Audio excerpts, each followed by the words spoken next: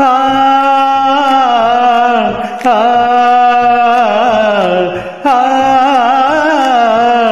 ఆ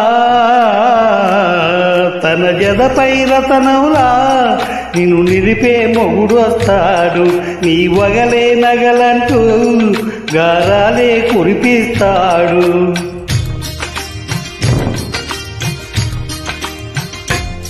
తన ఇంటికి గల తెచ్చే మహాలక్ష్మిగా పూజిస్తాడు, తన కంటికి వెలుగిచ్చే మణిదీపం నీవంటాడు.